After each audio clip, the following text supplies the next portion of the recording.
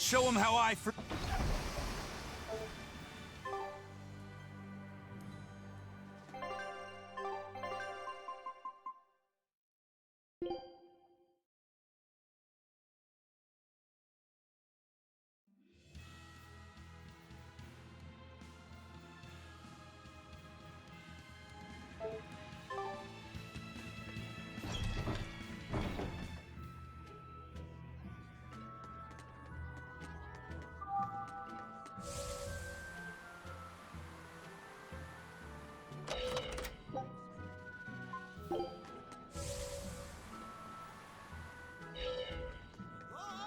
Take a good look.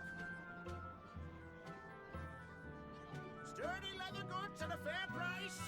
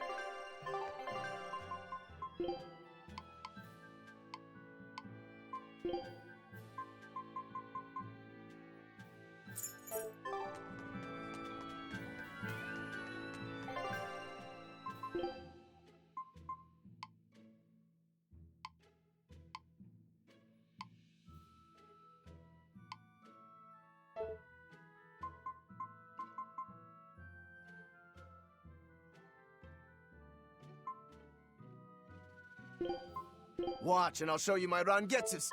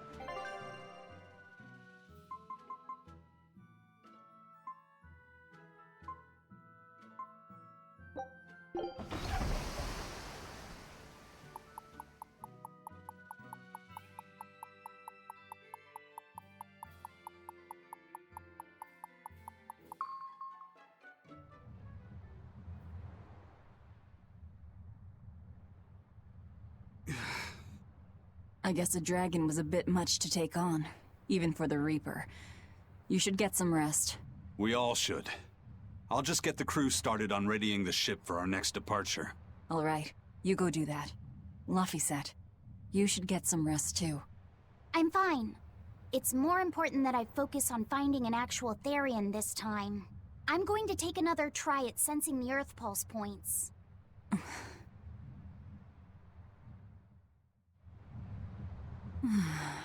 You're as stubborn as ever, Fee.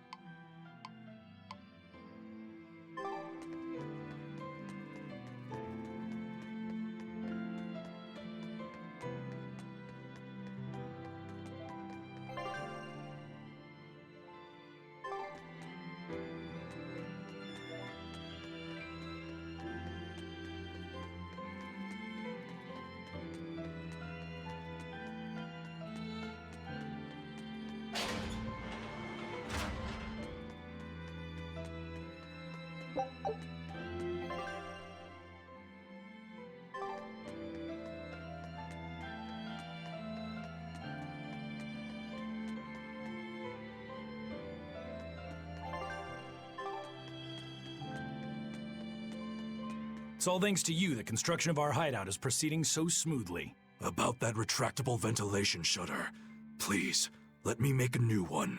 What? Why? We already installed it, and it works just fine. It's the hinges. When they move, it makes this unbearable squeak. I can hear it every time the wind blows. Oh, come on, that's nothing. Besides, anything we install is going to rust up once the sea breeze gets to it. More importantly, I'd love it if you made us a nice big pot and a frying pan, too. Not happening. I can't focus with that incessant squeaking. I can't work under these conditions. Fine. You can make a new shutter. But make us a pot and pan while you're at it. Can I also fix that autonomous hunter-killer anti-personnel spinning blade engine I made the other day? That too? But you said you were satisfied with how it turned out. I was at first, but when I thought about it, I realized I forgot to install an off switch. So, can I fix it? God, yes! Fix it before it kills us all! Great.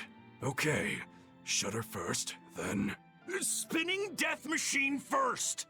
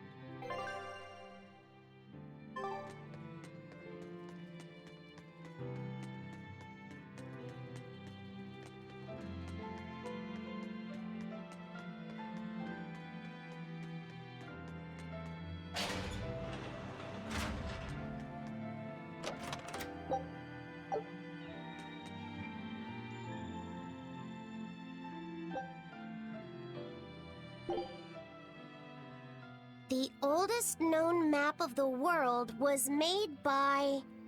Wow, it took them decades! You always look so happy when you've got your nose in a book.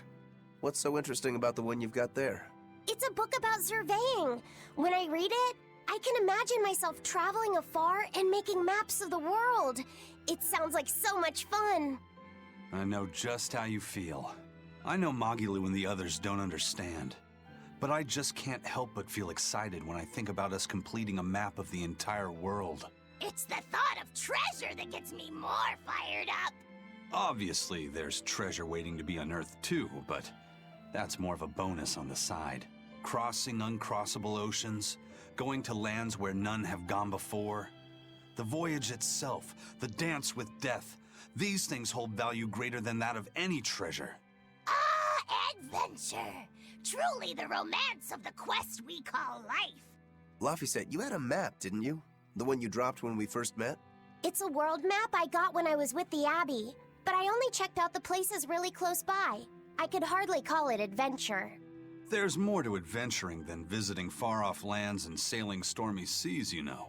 Adventures are about achieving your ambitions and leaping across the walls we've built to protect ourselves, no matter the danger that waits on the other side. There are no big or small adventures. Even if I only went to Helavies and the Figol ice caps? Think of it like this.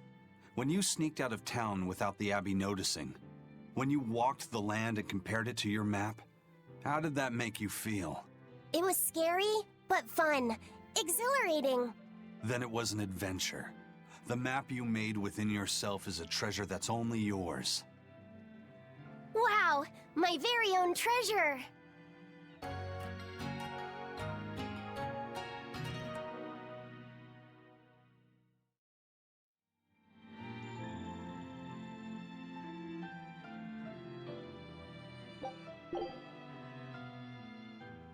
Whoa, awesome! I swear, the second he has a spare moment, he buries himself in his books.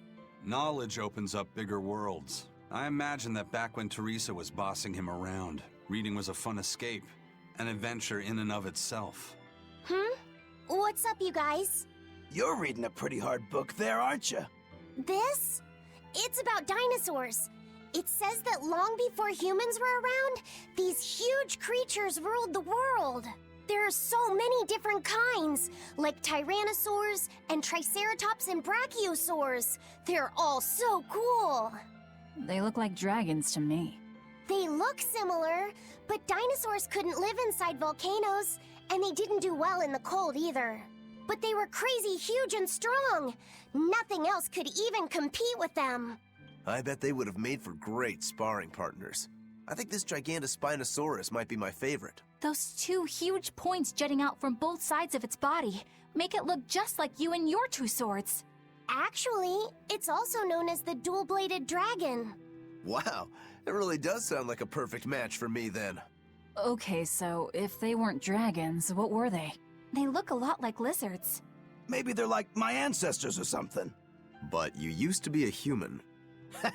Damn, I think I might have gotten a bit too used to this new body of mine.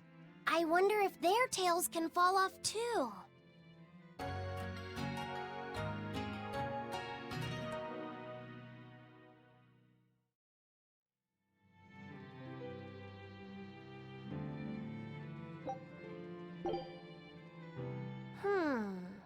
Did you ever figure out if that bug was a stag or a rhinoceros beetle? Actually, I still haven't really looked into it. Why not? Weren't Rokuro and Aizen pretty curious to find out too? They're why I haven't. They both have really strong opinions, and they both make a believable argument. And if I determined it was a new kind of beetle entirely, my decision would change the very course of their fates. Their fates? I think you're exaggerating things. Hey, what are you guys talking about? We're still hashing out what that Rhinostagros really is. Kiddo here's holding off on his final decision because he's worried about how you'll take it. You're both adults. Can't one of you just give in so we can move on? It's a rhinoceros beetle. I'm not backing down on that. No, it's a stag beetle. Why not just take off the pointy bits? Then we can all agree it's just a plain old beetle. Simple. Sounds good to me. Don't even joke about that. If you took away my swords, I wouldn't have anything left. Same thing goes for a stag beetle and its pincers. And taking away a rhinoceros beetle's horns is disrespectful to its way of life, and to even suggest it is just plain wrong. No, if we're going to argue it out over this, we need to exhaust every possible angle before coming to a conclusion. It's the right thing to do. Madam Eleanor! Here's that field guide to rare insects of Midgand you wanted me to get you. Thanks, Bienfu. Surely this book will have something about that bug. Yeah, here it is. This beetle's real name is... Argonathocrassus, the thick-jawed beetle. It's named for its jaws? That must make it a stag... It's a drone beetle. The field guide says it's a really rare variety, too. I guess that's that. No, you're wrong. It's a brand new species. I call it the Laphicet rhinostagros. That's my decision, and I'm not backing down.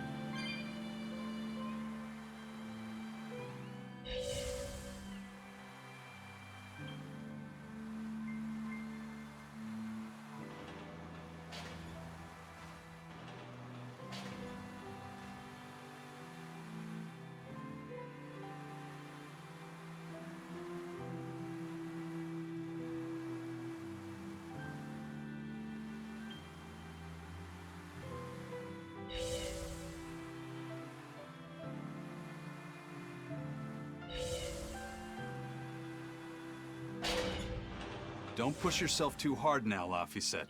You hear me? I hear you. I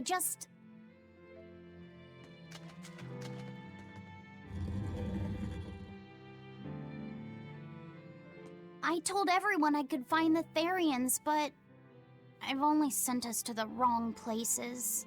Aizen, is there any way to boost Amalok's powers?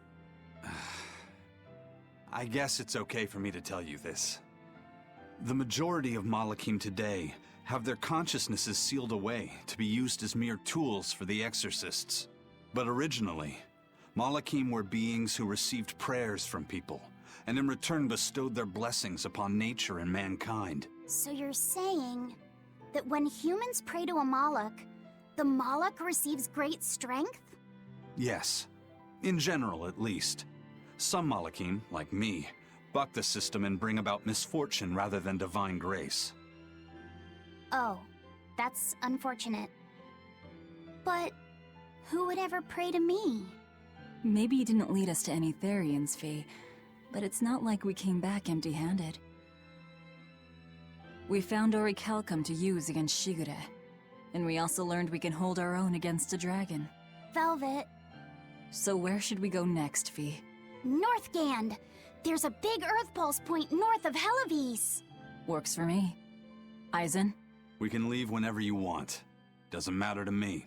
And I'm all set. Let's make our way to the harbor. When I say prayers, I don't mean outright worshipping. All I'm talking about are earnest thoughts and feelings directed at you. I see. So I'm already receiving prayers then.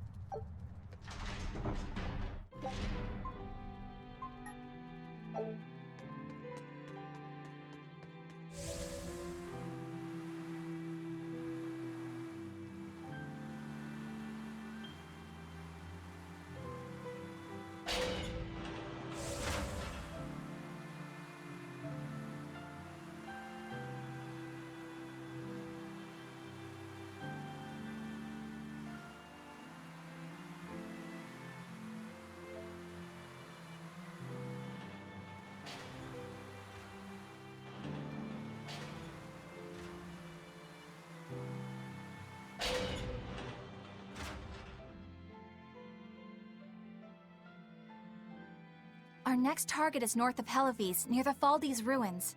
In light of everything we know, I'd say it's highly likely we'll find a Therian there. Let's hope! Then we should make our first stop, Port Helivis. With the, mischief we got into last time, getting into the city might prove difficult. Benwick, how are things in Helivis right now? That shipping guild that used to handle our mooring is pretty much toast. But for some reason, the Abbey isn't watching the port as much as they once were. Unfamiliar ships have been hauling in relief supplies, so if we pose as one of the transport ships, I think we can slip in. And if we divert some supplies to an unofficial channel, we might be able to secure a new mooring partner. Smuggling in relief supplies for our own disaster. Cheeky bastards, aren't we? It's what'll get us in. That much is true. It's a plan. Roger. I'll get right on it.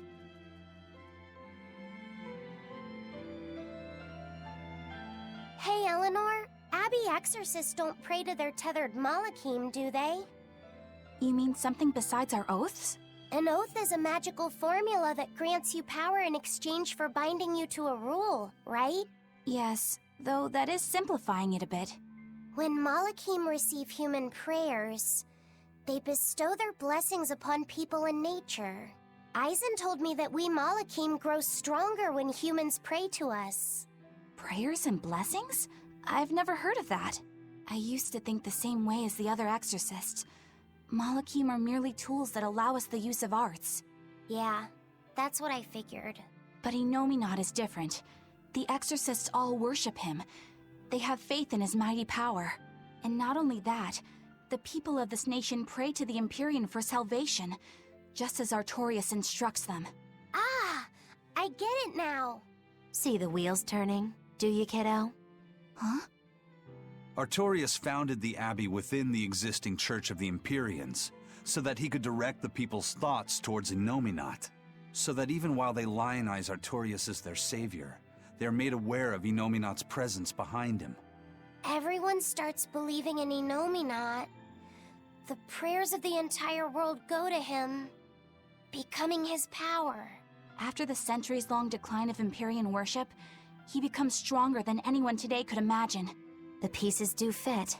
Oaths, prayers, blessings, the demon blight. So much in this world is affected by matters of the heart. They hold magical power, both effective and meddlesome. We are truly going up against the rest of the entire world, aren't we? Don't look so troubled, Eleanor. I'm gonna do my best to get stronger, so believe in me. I am a Moloch after all. Oh, Laphicet, you've become so brave so quickly. Have I? But you're still cute when you get embarrassed. Hey, why's your face so red? Huh? My face isn't red. Hmm?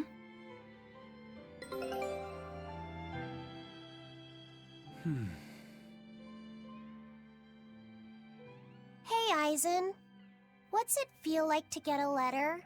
I don't feel anything, nor do I want or need to. There's no joy in receiving these things. Huh? Why not? Don't be so shocked. Look, it's just an invoice from the turtles. What's the big deal anyway? Do you wish you get letters too? Yeah. But I don't have anyone to send letters to. Let alone anyone who would send me any. Laphicet, I've got a letter for you. What? Really? Who could it be from? The sender is... Bienfu? Yup. You got a letter from yours truly. I figured you'd be wanting someone to send you a letter right about now, so I wrote one up for you. What do you think? You're happy, right? Oh, yeah. Thanks, Bienfu. I'll even read it for you. Dear Moloch Laphicet, I hope that this letter finds you in good health and high spirits. Thankfully, I'm doing well myself, with no major changes to report. Bienfu's taking all this so seriously. It's so rare to actually see him like this. As you're aware, I've been spending my days ironing Magilu's outfits, sewing her buttons, and washing her hat and tremendously long socks. Recently, however, I made the mistake of remarking to her that she might not have been quite as slender as she once was in her younger years. She hung me upside down from the roof in the middle of the cold. I nearly became a frozen Normansicle. It was so horrible that I couldn't stop my tears from flowing down my little cheeks. There's the Bienfu we know and love. But all you wrote about in that letter was yourself. And you even read it out loud yourself. That's okay. Thanks, Bienfu. It feels nice to get a letter. That's so kind of you to say. I think I might cry again.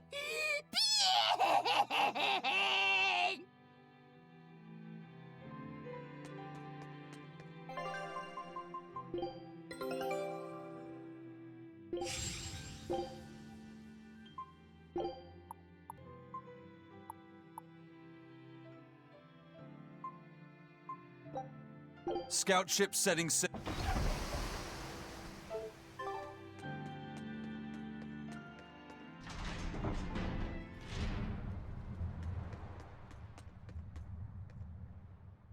We've loaded everything bound for Helaviz. With that much freight, I doubt anyone will suspect us. Any idea who can give us cover for docking?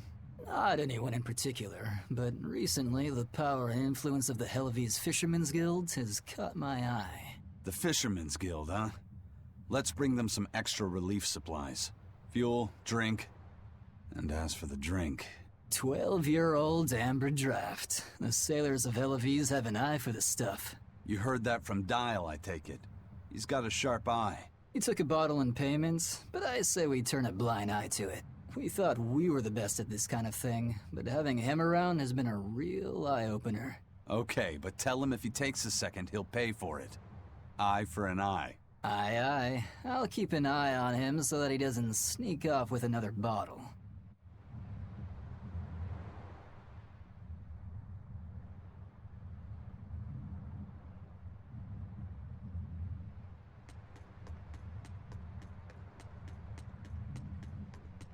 The supplies are loaded. We can make for Helaviz whenever you want. That was fast. If we weren't hard workers, we wouldn't be sailors. Eleanor! Oh, what's wrong, Kamoana? She said she had a dream about her mom. When Mommy saw me, she said I looked scary. That she didn't want a scary little girl like me. Your mother would never say that, sweetheart. But how can you be sure? Well, how do I put it? I know because I know. You're just lying to make me feel better.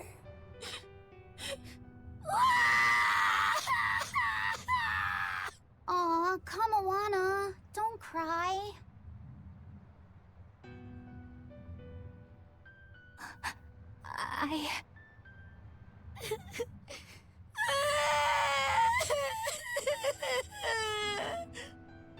Oh, this is the part I hate about little kids. I'm not a little kid! I hate you, Velvet! I hate you! That's right, let it all out. Stop it! Stop it! Mommy! I saw my mommy! She didn't want me!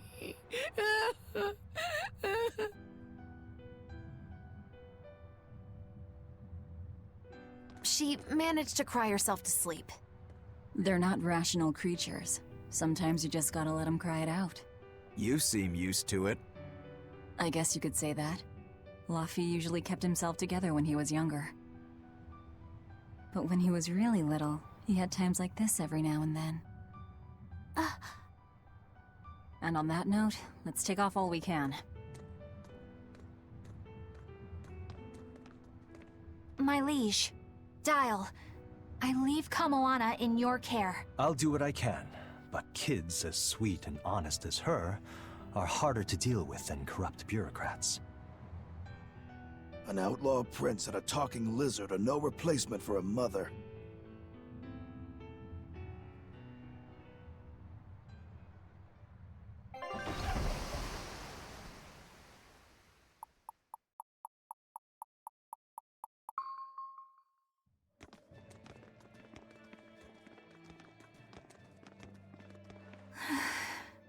I do hope Kamoana isn't crying anymore. Yeah. Shush. How long is it going to be before you send in another exorcist to replace Lady Teresa? With these demons clamoring at our gates, none of us feel safe anymore. You have our deepest sympathies, but we were sent here on a different mission. That's what the last exorcist who came here said before leaving for the north. What could be up there that's worth all that attention? Surely we're not all being punished by the Abbey for what happened with Medusa, are we? That is not the case. Now, if you'll excuse us, we have business to attend to.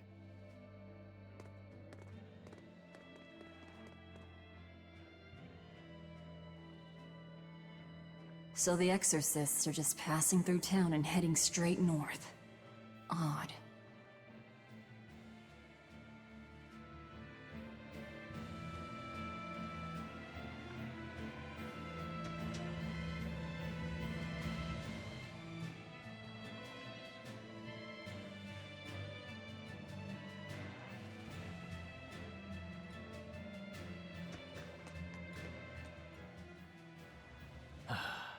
Ever since the Calamity showed up, everything's just gone to pot, I say. Calamity?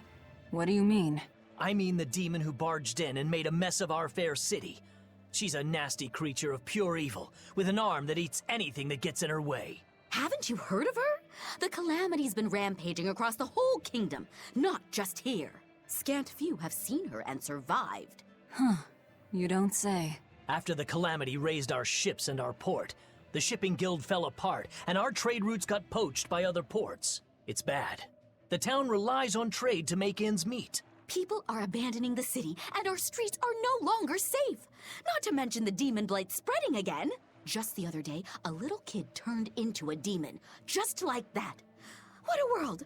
What a world! What have the exorcists been doing during all of this? Well, Lady Teresa was in charge of this region, but she came up short against the Calamity and got a fat demotion for her troubles. Several new exorcists have been reassigned here, but once they arrive, they all traipse right off to the ruins up north. This has to be Medusa's fault. If she hadn't gone and done something so stupid... Medusa. That's enough. This isn't something for outsiders to know. You're right. Sorry. I'm really worried about what's going to come of this town. It sounds like Hellafeast isn't what it used to be these days. We need to ask around and find out more about what's going on here. Agreed. Especially regarding the Abbey and those ruins.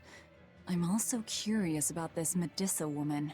The ruins part makes sense, since the Earth Pulse point might be there. But why do you care who Medusa is? Just a hunch.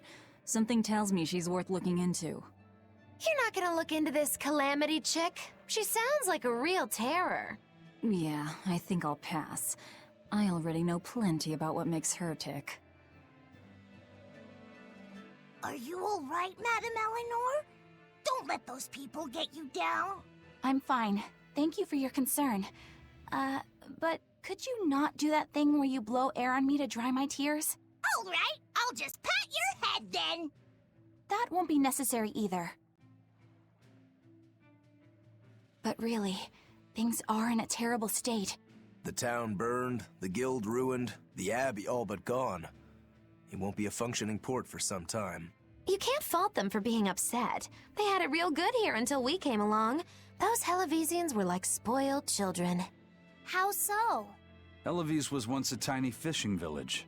The bountiful northern seas provided plenty enough fish to sustain their trade. But Flamestone gave them an easy way to get rich.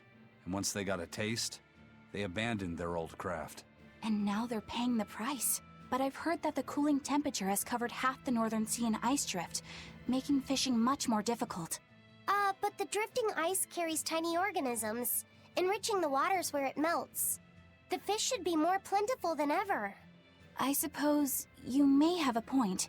We're ones to talk after what we did, but taking the easy path, then complaining as soon as it gets hard, that seems...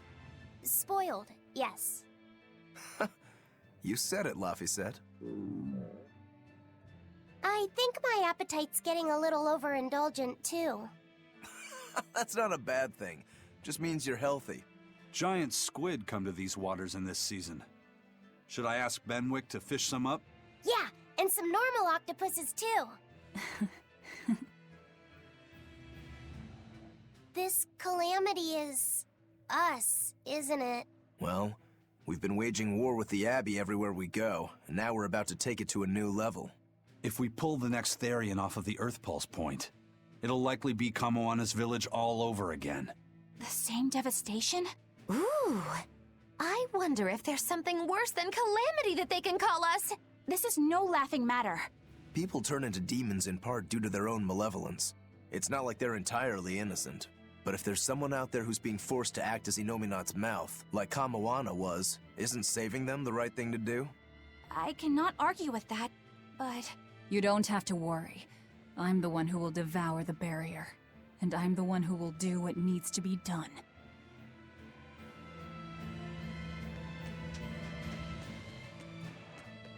The demon attacks have ground trade to a halt. But people are slowly starting to fish again. Are you a fisherman, too? Aye. This town got swept up in the recent trade boom.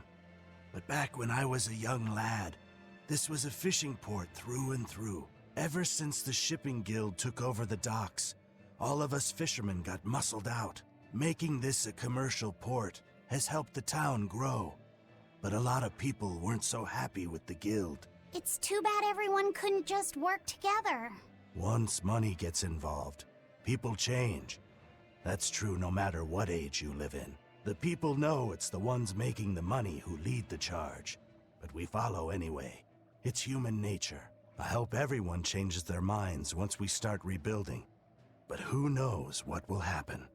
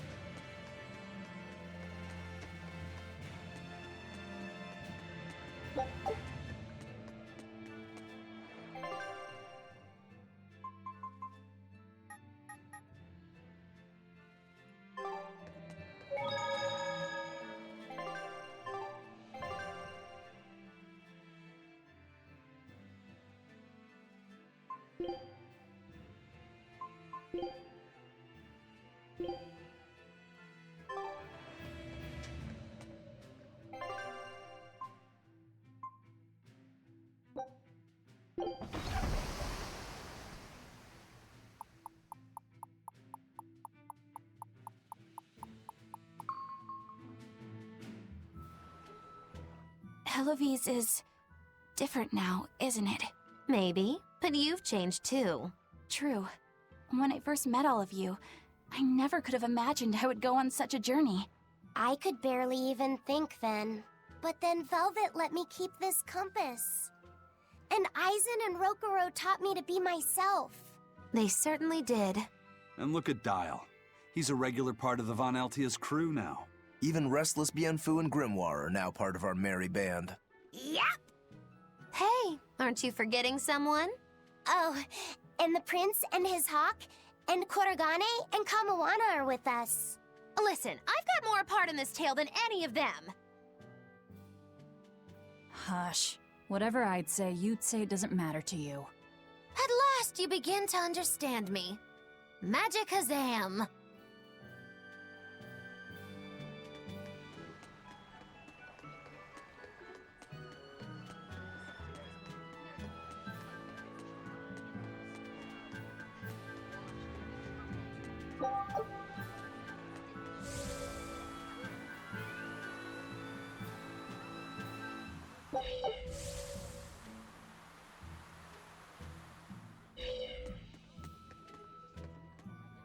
This Nordal. It looks a lot like Grimoire and Bienfu, but there's something different about it that I can't quite put my finger on. I agree. Those two are positively gloomy, but this doll seems calming, yet glamorous too. Like I said, a quiet radiance. Yeah. You think so? I think it's more lethargic or absent-minded, like it can't tell what's going on in its head. Either way, I'm 1,000 times cuter than that thing. What's cute about you? People who keep their faces covered are creepy. I don't know. There's definitely something off about it. It's charming, but a little ominous. Like I can never entirely be at ease around it, if that makes sense. You think so? Actually, I think it's cute. It reminds me of a little baby. You think this looks like a baby? I remember when my sister was about as small as that doll. She had the tiniest little hands, and she tried to grip my pinky as best she could. Really? I'd take my pinky with her fingers wrapped around it and poke her cheek, and she'd just be all smiles. I swore to myself I'd always do whatever I could to protect her. Once she got a little older and started fixing meals, lots of weird things began to happen around us. Wherever we went, she was in danger. Demons attacked us.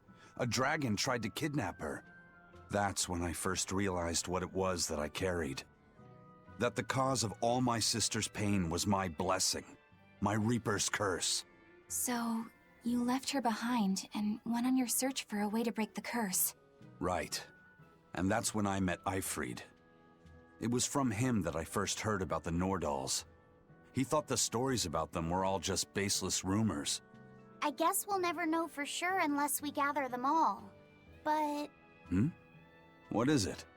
I think something good will happen once they're all together. Why do you say that? Well, because we found this doll, you shared some of your past with us. That makes me kinda happy. So I think we should get the other three, so more happy stuff happens. Hard to argue with you there.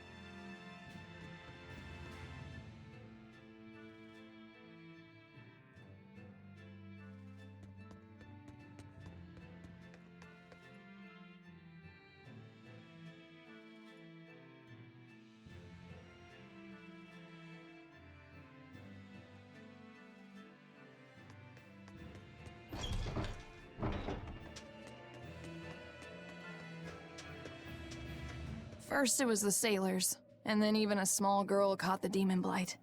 I was sure it was going to start spreading through this town as well, but then, after that incident, it just went poof and disappeared.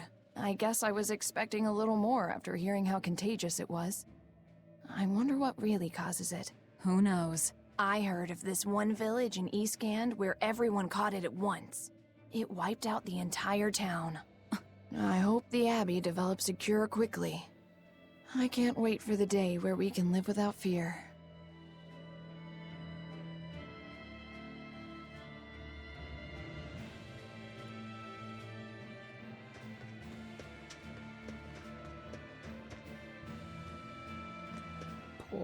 Poor Medusa. Are you a friend of hers? Yeah, she used to live just down the road from me. Medusa raised her daughter Diana all on her own. And then they up and murdered the girl. Murdered? By whom? The exorcists. Once Diana caught the demon blight, the damned Abbey exterminated her like a rat. How cruel. I felt just terrible, but I suppose there wasn't much else to be done with her. But Medusa, she hated the Abbey for what they'd done, so she barricaded herself inside the sanctuary. She just kept on screaming, all like, demons have feelings too. What happened after that? I wouldn't have been surprised to see her executed, but luckily, she was spared that much. An exorcist stopped the guard who was about to cut her down, said, "Don't kill her, she's receptive." Receptive, huh? I think that's their way of referring to her deep faith. Before all this, she was a real devout lady. That was certainly kind of them. Medusa really cherished her daughter. Can't much blame her for blowing up like that. But the Abbey, they don't care so much about feelings. Reason is all that matters to them. They don't take kindly to people disrupting their order.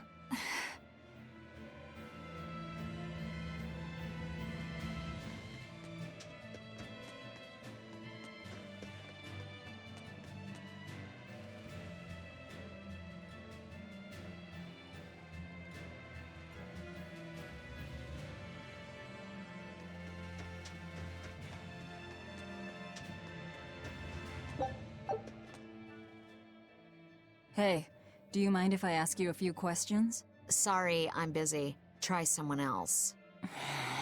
Excuse me. My name is Eleanor, and I'm an exorcist on patrol with the Abbey.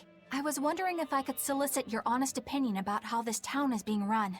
Oh, I didn't realize there was an exorcist with you. Yes, please tell the Abbey we want Lady Teresa back. Her governance was strict, it's true, but at least we could live in safety. Now, all the exorcists run off to the Faldi's ruins and leave us here in the lurch. They value some dusty, faraway ruins over the lives of the good, hardworking citizens here. It's just wrong.